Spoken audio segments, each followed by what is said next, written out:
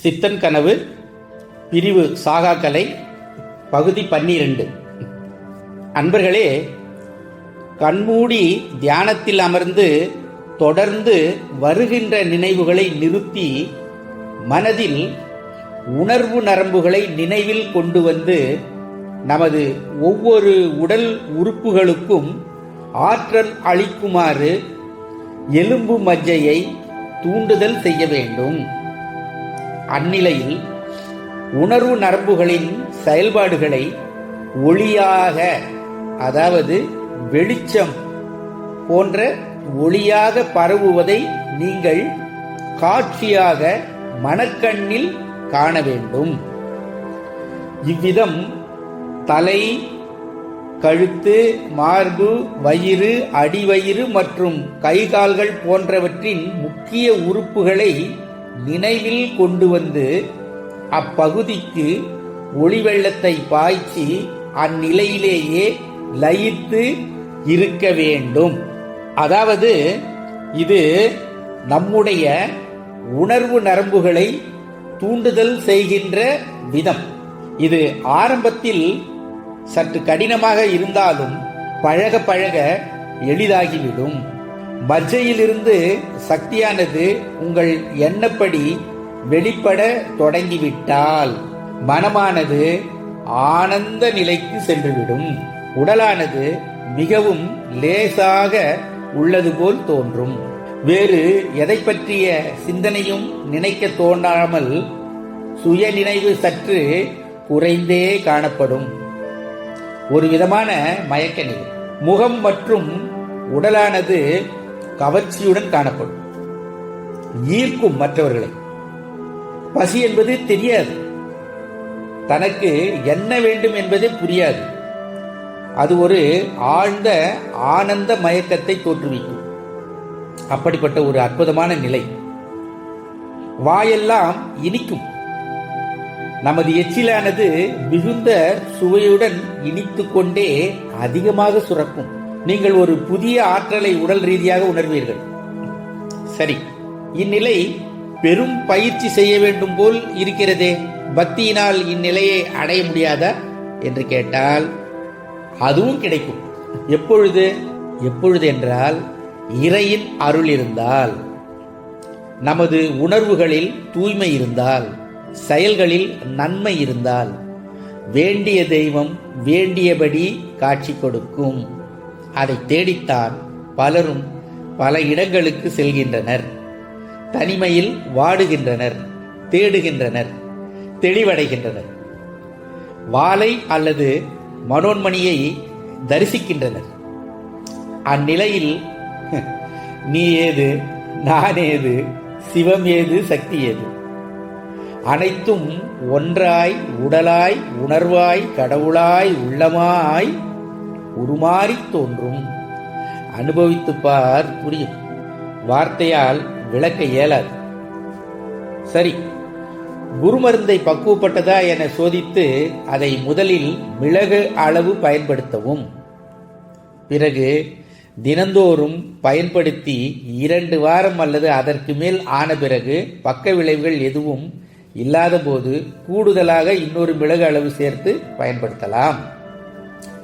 இப்படி 1 மாதம் செய்து பார்த்துவிட்டு இச்செயலை நிறுத்திவிட்டு அடுத்த 1 மாதம் எந்த மருந்தும் எடுக்காமல் இருக்க வேண்டும். பின்பு அடுத்த மாதம் மீண்டும் தொடங்க வேண்டும். இப்படி சிறிது சிறிதாக உங்கள் உடல் இப்பொருளை ஏற்றுக்கொள்கிறதா என்பதை பார்த்து சிறிது சிறிதாக பழக்கப்படுத்த வேண்டும். இக்காலங்களில் நீங்கள் காரம் மற்றும் சாரம், மேலும் உப்பு கூடுதலாக உள்ள உணவுகளை பயன்படுத்துவதை தவிர்க்க வேண்டும். ஒரு நாளைக்கு 1 வேளை உணவு, அது சரியாக இருக்கும். அல்லது 2 வேளை வேண்டுமானால் குறைந்த அளவு உணவை எடுத்துக்கொள்ள வேண்டும். கொழுப்பு உணவை தவிர்க்க வேண்டும். இப்படி என் குரு எனக்கு உரைத்தார். மேலும் குருமருந்தை பயன்படுத்தும் போது உணர்ச்சி வசப்படக்கூடாது. கோபதாபங்களை கட்டுப்படுத்த வேண்டும். அதிக வெயிலிலோ அதிக குளிரிலோ இருக்கக்கூடாது. தியானத்தில் ஈடுபட வேண்டும் அல்லது இறை சிந்தனையுடன் நாட்களை பயன்படுத்த வேண்டும். உங்களுடன் துணைக்கு ஒருவர் நிச்சயம் இருக்க வேண்டும். ஆனால் அந்நபர் குரு மெழுகை பயன்படுத்தக்கூடாது. ஒருவர் தேறி வந்த பின்பே அடுத்தவர் முயற்சிக்க வேண்டும். சில நாட்களில் உடல் வெப்பமாக இருக்கும், ஆனால் அது சுரம் கிடையாது. சில வேளைகளில் பேதி கூட ஏற்படலாம், சிலருக்கு உதிரப்போக்கு கூட நிகழலாம் என்று சித்தர்கள் கூறுகிறார்கள். மலக்கட்டு கூட ஏற்படலாம். பயம் கொள்ள வேண்டாம், நல்லதே நடக்கும்.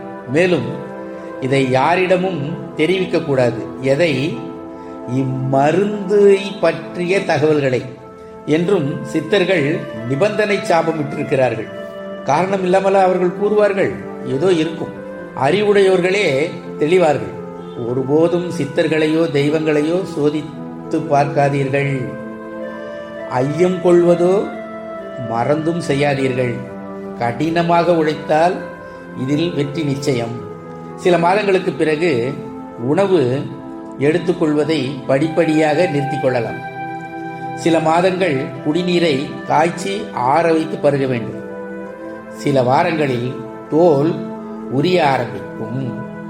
குடிவாழ்க்கை அன்னை மனையாட்டி பிள்ளை குயில் போர் பிரசன்ன மொழியார்கள்.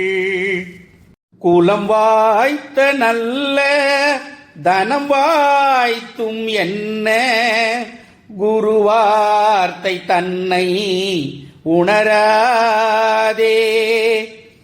இடநாட்கள் வெய்ய நம நீட்டி தொய்ய இடர்கூட்ட இன்னல் கொடுபோகி இடுகாட்டில் என்னை எரியூட்டும் உன் இருதாள்கள் தம்மை உணர்வேனோ.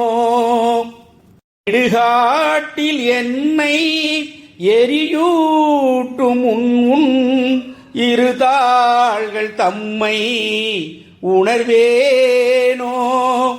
வடநாட்டில் வெள்ளி மலை காத்து புள்ளி மயில் மேல் திகழ்ந்த குமரேசா.